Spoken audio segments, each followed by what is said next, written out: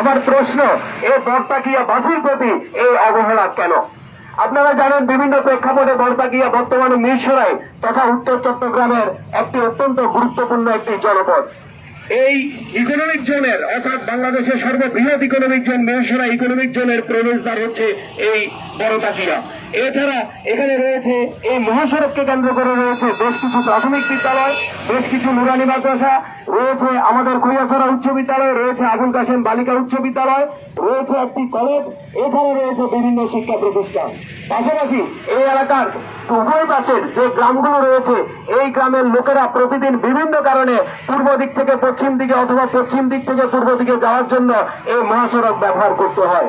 আমি ধারণা করতে পারি ন্যূনতম প্রতিদিন প্রায় 20,000 লোক এই মহাসড়ক অতিক্রম করে জীবনের ঝুঁকি নিয়ে। আমার কথা হচ্ছে, এত জনগুরুত্বপূর্ণ স্থানে যদি একটি ওভারব্রিজ তৈরি করা না হয় তাহলে কোথাও ওভারব্রিজ তৈরি করা প্রয়োজন। আমি মনে করি এই বরতাকিয়া কেন্দ্রিক এই জায়গায় অন্তত 3টি ওভারব্রিজ তৈরি করা দরকার। একটি হচ্ছে আমাদের খৈয়াছড়া উচ্চ বিদ্যালয়ের সামনে, একটি হচ্ছে এই বরতাকিয়া জাহেদিয়া মাদ্রাসার সামনে এবং আরেকটি হচ্ছে আবুল কাশেম বালিকা উচ্চ বিদ্যালয়ের সামনে। কিন্তু দুঃখের বিষয়, এখন পর্যন্ত 3টি দূরে থাক একটি ওভারব্রিজ এখানে নির্মাণ করা হয়নি। আমি আজকে এই জায়গা থেকে প্রশ্ন তুলতে চাই, কেন এই অবহেলা আর কতদিন চলবে, আর কত প্রাণ ঝরে যাবে? এই যে গতকাল যারা মৃত্যুবরণ করেছে ছোট ছোট শিক্ষার্থী, তারা এই দেশের ভবিষ্যৎ ছিল, তাদের মা বাবার ভরসা ছিল, অথচ তারা লাশ হয়ে তাদের মায়ের কোলে ফিরে গেছে। এই ধরনের অবস্থা কোনোভাবে কাম্য নয়। আমাদের এখানে আমাদের গুণীজনরা এখানে উপস্থিত রয়েছেন, আমাদের রাজনৈতিক নেতৃবৃন্দ আছেন এবং বিশেষ করে আমাদের প্রিন্ট এবং ইলেকট্রনিক মিডিয়ার আমাদের ভাইয়েরা এখানে উপস্থিত রয়েছেন। আমি আমার এই প্রিন্ট এবং ইলেকট্রনিক মিডিয়ার ভাইদের মাধ্যমে আমাদের মিরসরাই উপজেলা প্রশাসন এবং সংশ্লিষ্ট কর্তৃপক্ষের কাছে জানিয়ে দিতে চাই, আমি খবর পৌঁছাতে চাই, অনতিবিলম্বে এই বরতাকিয়াতে অন্তত একটি ওভারব্রিজ নির্মাণ করার কমিটমেন্ট আমরা আগামী 24 ঘন্টার মধ্যে এখানে দেখতে চাই। আর যদি এ ধরনের কমিটমেন্ট দেওয়া না হয়, যদি ছাত্র জনতা ফুসে ওঠে, তাহলে সেক্ষেত্রে হয়তো পরিস্থিতি ভিন্ন দিকে মোড় নিতে পারে। কারণ কেউই চাইবে না তার পরাণের ধন, তার বুকের ধনকে এই ধরনের কোন সড়ক দুর্ঘটনায় হারানোর জন্য। আমি অত্র এলাকায় যারা আছেন তাদেরকে আমি আজকে বলতে চাই, আপনারা আজ এখানে থেমে যাবেন না। আমরা 2019 সালে থেমে গিয়েছিলাম, আমরা এরপর বিভিন্ন ধাপে ধাপে থেমে গিয়েছিলাম, আজকে থামা যাবে না।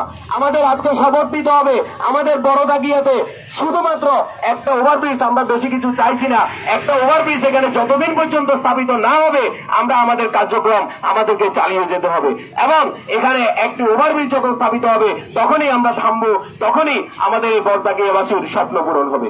সকলকে ধন্যবাদ জানিয়ে আমি আমার বক্তব্য শেষ করছি। ধন্যবাদ সবাইকে। শিক্ষক মোহাম্মদ আলী স্যারকে।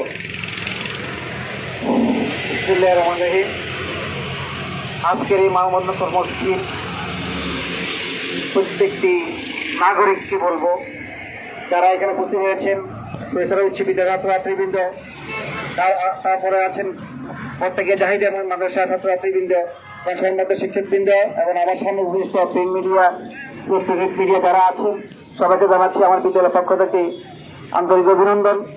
আমরা আজকে এমন একটি পরিস্থিতি এখানে দাঁড়িয়েছি, আমাদের আর একটা কথা বলতে হয়, কত প্রাণ ঝরলে, কত মৃত্যু হলে আমরা একটা ওভারব্রিজ পাবো। আমরা এই বারে বারে প্রত্যেকটি সময়ে আমরা দেখি সময় সময় আমাদের এখানে মৃত্যুবরণ করে। আমার খুব খারাপ লাগছে, আজকে আমি একটা কথা মনে পড়ে, ইতিপূর্বে আমাদের খৈয়াছড়া উচ্চ বিদ্যালয়ের একজন ম্যাডাম এখানে মারা গিয়েছে একই অবস্থায়, একই পজিশনে, এইভাবে যারা গতকালকে যেভাবে নিহত হয়েছে, একইভাবে আমাদের একজন কর্মরত একজন শিক্ষক এখানে মারা গিয়েছে। এরপর মনে 1 সপ্তাহ পরে আবার একজন একটা অ্যাক্সিডেন্ট হয়েছে। এইভাবে আর কত প্রাণ ঝরলে প্রশাসন বুঝতে পারবো যে এখানে একটা অল্প প্রয়োজন।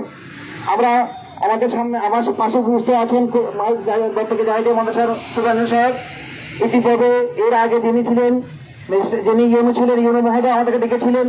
আমরা